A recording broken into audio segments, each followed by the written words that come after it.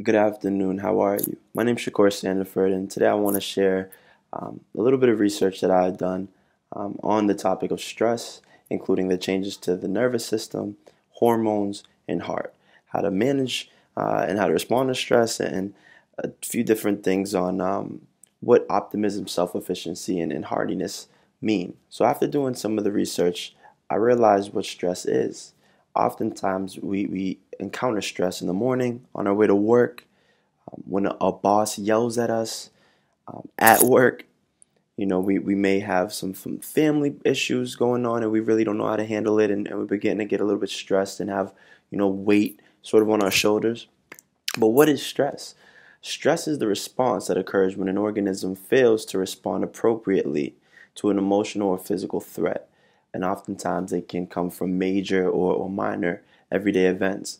Now, what exactly does that mean? That means you're not handling your stress the right way. Rather, you're not handling your threats, your emotional and physical threats, the issues that are going on around you in the right way. And that is leading to stress. That is leading to that buildup. And what stress can do is it actually can have a severe impact on your heart, on your immune system, and on other areas of your life. So how does it affect your heart? Stress may affect the behaviors and factors that increase heart disease. It reduces the ability of the blood vessels to conduct blood through the arteries. In this instance, what happens is an increase in the levels of cortisol leads to a buildup of plaque in that artery wall.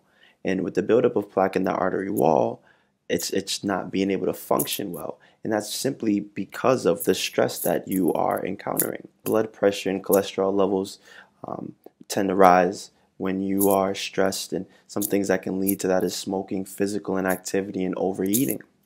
Stress increases the cardiac output. It is making your heart beat faster, at a faster pace. And with your heart beating at a faster pace, the blood flow is increasing. And with increased blood pressure, it can damage the heart muscle, leading to heart attacks and death sometimes. So you have to really learn how to handle your stress and how to deal with that. Another area it affects is your immune system. How does it affect your immune system? It affects your immune system a couple ways. What happens is once you begin to feel that stress, your immune system starts to deteriorate. Your ability to fight off some of those infections and those colds. And persistent stress, it leads to the weakening of the immune system. As a result, we are more likely to get cancer. Us not being able to fight off that bacteria or those colds or some of those other infections can lead to worse health problems down the road. Personally, I had a father who died of cancer. Oftentimes, I blame it on the stress that he was encountering with all the sort of factors in his life at that time. Another area stress affects is your hormones, specifically the cortisol, which is a long-term stress hormone, tends to make you want, that comfort food. It makes you begin craving that comfort food that was muffins and pastries and, it's things like that. Another area it can affect is suppressing your thyroid hormone, which essentially is what helps your metabolism. It's what helps it keep running. So by you gaining more stress, your metabolism can eventually slow down. It can also impact your sleep, making you stay up during the night. That's what the specific cortisol tends to affect. Three key terms when it comes to stress and how to handle stress are optimism, self-efficacy, and hardiness. Believe it or not, three words that if you can actually learn and apply to your everyday life, you may be less stressful. Now let's take optimism. Optimism to me is hopefulness or confidence in that the outcome of something will be successful. Okay, it's having that positive belief in any situation and being optimistic towards life, looking at this as, half full opposed to half empty. And self-efficacy reflects on the confidence and the ability to exert control over one's own motivation or behavior or environment.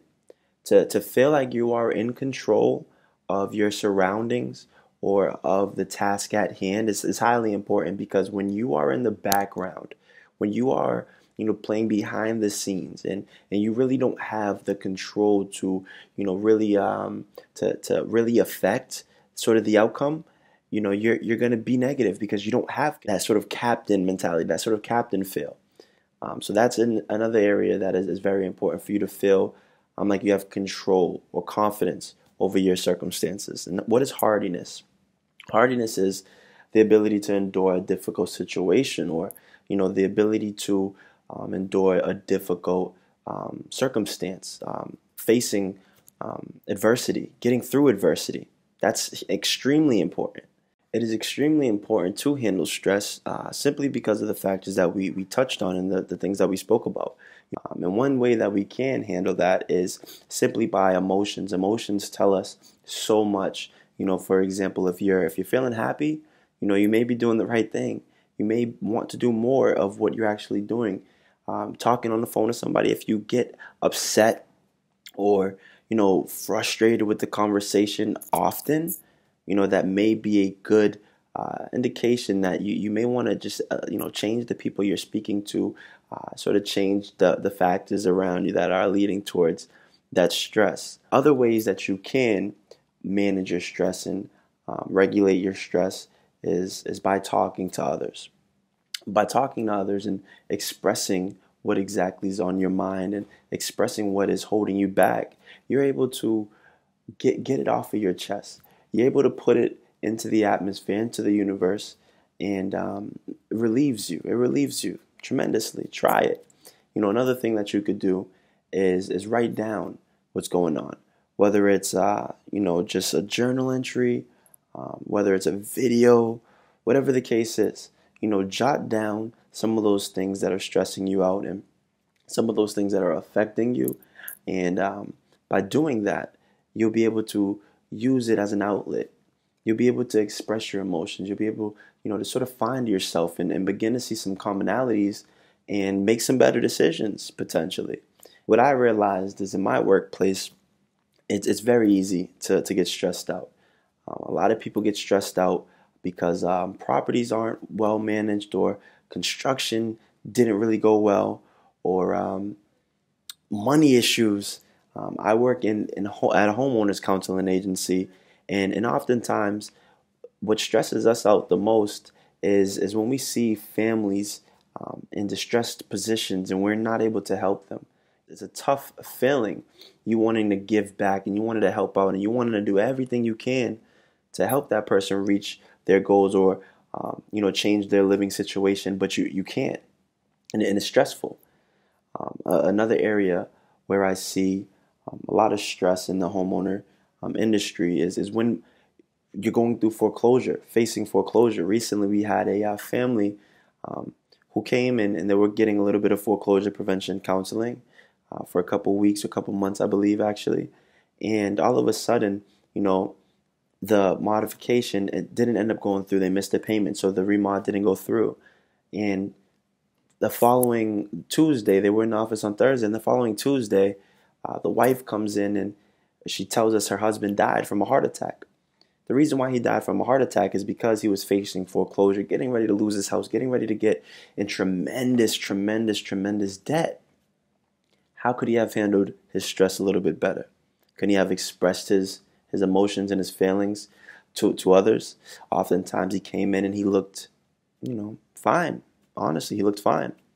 Could he have written some of those stressors down and spoke to his wife about some of the things that were going on? It was unfortunate. She didn't know how to pay the mortgage. She didn't know where to even start. She wasn't sure if the husband had life insurance. Some of those things you need to talk about with your partners.